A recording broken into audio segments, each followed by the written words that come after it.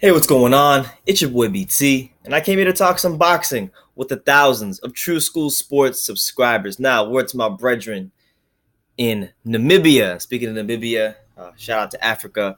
We're going to talk about Julius Indongo because there is some news on him. Haven't really seen anybody make videos about it, but I think it's good news for his career because, he came out of nowhere last year. He scored some very big victories over the likes of Ricky Burns, Edward Troyanovsky, to capture two world titles on the road and put himself in a big fight with Terrence Bud Crawford, which he ultimately got stopped because he was overmatched and he wasn't as good as Terrence Crawford. But still, he established himself as one of the top guys in the division. At this current moment in time, Julius Ndongo finds himself ranked as the number 5 junior welterweight in the world on Ring Magazine. So with that being said, it was reported by Ring Magazine itself that Julius Indongo has signed with none other than DiBella Entertainment. So that's going to be big for his career because Julius Indongo being a guy who came from a very obscure background in boxing, fighting out of a really small country in Africa known as Namibia. To be honest with you guys, I never even heard of Namibia, to be honest with you, until Julius Indongo. So, and then I had this map here on my wall, and I looked it up, and it's a pretty small country. So with that being said, man, Indongo's 34, and it's good to see that he's taking his career seriously. Like, this is a guy that doesn't have time to waste. He doesn't have time to play around. This is a guy that tasted some championship success last year, and now he's signing with DiBella Entertainment, which basically means now at this point that he's an Al Heyman fighter because Lou DiBella pretty much operates under that umbrella. So if you look at the landscape of Heyman guys he could potentially fight, you got Lipinets who will be defending his belt. You got Mikey Garcia who recently moved up into the weight class, but we don't know how long he's going to stay there. You got Francis Bartholomew. There's definitely some options there for Julius Indongo, and I'm glad to see that he's taking his career seriously. Here's what he had to say in regards to the move with DiBella Entertainment. Or actually, yeah, here's what he said. I'm very happy for the opportunity to fight for DiBella Entertainment. I'll make sure that I work hard in order to open doors for my fellow Namibians.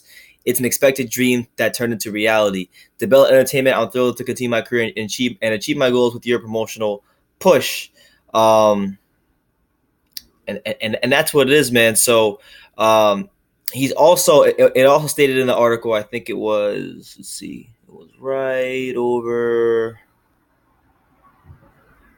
Yeah, Lou DiBella stated in one of the quotes that Julius Indongo will actually be moving his training camps to the USA. So that's going to be really good for him because now that he's in America, he can be sparring with guys in the States, getting top-level sparring, picking up and getting better as a fighter. No disrespect to the fighters in Africa. I'm sure there's some really talented fighters there. I know he was trained by the great Harry Simon, but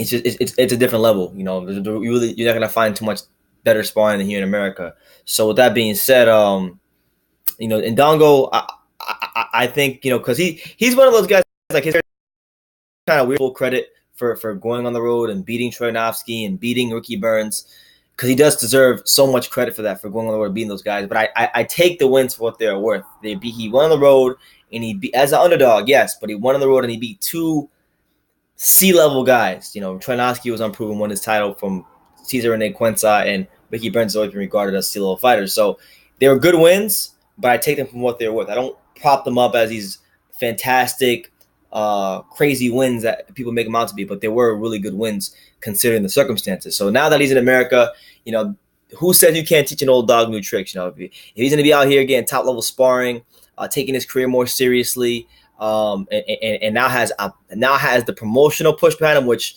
for a lot of fighters is about 80% of the battle half the time. Is what kind of promotional push are you getting? Who's behind you? Will you get fights to actually develop and work on your craft, or will you get the fights that matter, big, meaningful, important fights? Like, this is what Indongo needs, and I'm glad that, for me personally, I'm glad that Julius Indongo isn't just going to fade into obscurity. That he's signed with a notable American promoter. He's moving his camps out here to America, and he's going to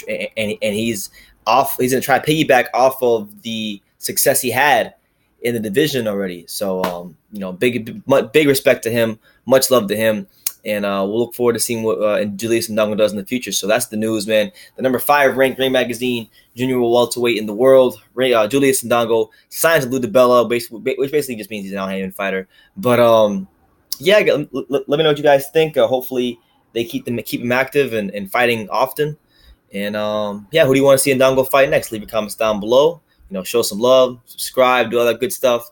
And like I said in every video, man, you can love me or you can hate me, but I'm just a kid from Dang It. So until next time, take care, guys.